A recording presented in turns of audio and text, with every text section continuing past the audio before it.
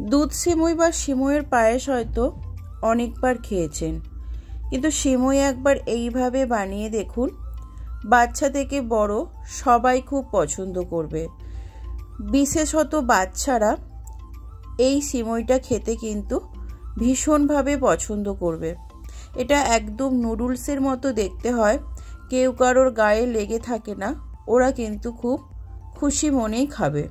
তো চলুন আজকে এই রেসিপিটা শেষ পর্যন্ত দেখার জন্য অনুরোধ রইল। আজ আমি আপনাদের সাথে শেয়ার করব ঝরঝরে সেমইয়ের রেসিপি। চলুন রেসিপিটা দেখে নেওয়া যাক।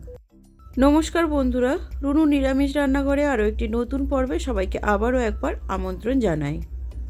রেসিপিটা বানানোর জন্য গ্যাসে কড়া চাপিয়ে দিয়েছি, তাতে দিয়ে দিলাম 1 টেবিল স্পুন মতো ঘি। ঘিটা গলে গরম হয়ে গেলে তাতে আমি কাজু আর কিশমিশটা ভেজে নেব। এখানে আমি ড্রাই ফ্রুটস হিসেবে কাজু আর কিশমিশ নিয়েছি, তোমরা চাইলে কিন্তু এখানে পেস্তা বাদাম বা আমন্ড ব্যবহার করতে পারো। কাজু কিশমিশটা ভেজে তুলে নেওয়ার পর কিছুটা পরিমাণ ঘি রয়ে গেছে, তাই আমি আর ঘি দিলাম না। ওর মধ্যেই আমি দিয়ে দিলাম দুটো ফাটিয়ে নেওয়া এলাচ, এক টুকরো দারুচিনি আর দিলাম দুটো তেজপাতা। একটু ভেজে নেওয়ার পর আমি এখানে 1 বাটি সিমই দিয়ে দিলাম। আমি এখানে বাটি মাপ করেই সমস্ত উপকরণগুলো নেব, এর ফলে মাপটাও নিতে খুব সহজ হবে, তাই আমি বাটিটা মেপেই নিলাম। 1 বাটি পরিমাণ সিমই আমি নিয়ে নিলাম। এবার গ্যাসটাতে একদম লোতে করে সিমইটাকে বেশ লালচে করে ভেজে নেব। এই পর্যায়ে গ্যাসের স্পিড কিন্তু হাইতে রাখা যাবে না, একদম লো স্পিডে সময় নিয়ে সিমইটাকে খুব ভালোভাবে ভেজে নিতে হবে।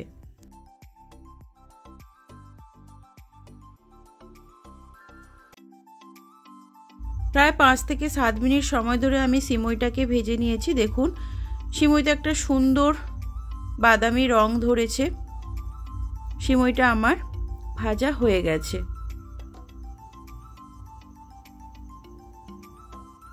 একটা সুন্দর যখন এই রকম কালার ধরবে তখন বুঝবেন যে সিমইটা ভাজা হয়ে গেছে। এবার আমি যেই বাটি মাপ করে সিমইটা নিয়েছিলাম ওই বাটিটারই মাপ করে নিয়ে নিয়েছি 1 বাটি গরুর দুধ। দুধটা আমি আগে থেকেই জাল করে গরম করে ঠান্ডা করে নিয়েছি। ওই দুধটা আমি এর মধ্যে দিয়ে দিলাম। এবার আমি গ্যাসের স্পিডটাকে একদম হাইতে করে সিমইটাকে মিনিট 3 জন্য ঢাকা দিয়ে সিদ্ধ হতে দেবো। ফিরে এলাম 3 থেকে 4 মিনিট পর। ঢাকনা খুলে একটু চেক করে নেব। দেখুন সিমই কিন্তু এখনও বেশ অনেকটা রস আছে। এবার আমি এর মধ্যে দিয়ে দেবো স্বাদ মতো চিনি। আমি এখানে 3 টেবিল স্পুন চিনি দিলাম, কারণ আমি মিষ্টিটা একটু কমই পছন্দ করি। আপনারা যে যেরকম মিষ্টি খাবেন সেই রকম কিন্তু চিনিটা ব্যবহার করবেন। সব কিছুকে আবারও একবার মিশিয়ে দিয়ে আবারও আমি এটাকে ঢেকে দেবো। এই পর্যায়ে গ্যাসের স্পিড কিন্তু একদম হাইতে রাখতে হবে, না হলে সিমইটা কিন্তু গায়ে গায়ে লেগে যাওয়ার সম্ভাবনা থাকবে। আবারও আমি মিনিট 2-3 জন্য ঢাকা দিয়ে দেবো। ফিরে এলাম 2 মিনিট পর। ঢাকনা খুলে চেক করে নেব। দেখুন সিমইয়ের কিন্তু রসটা একদম শুকিয়ে গেছে। এবার আমি এর মধ্যে দিয়ে দেবো ভেজে নেওয়া কাজু আর কিশমিশটা। কাজু আর কিশমিশটা দেওয়ার পরে সব কিছুকে খুব ভালোভাবে আমি মিশিয়ে নেব।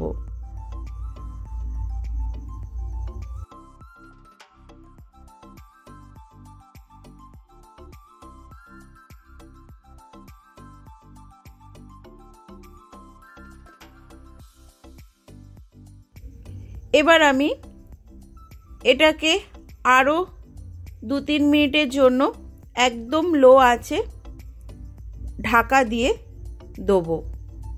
ফিরে এলাম 1.5-2 মিনিট পর।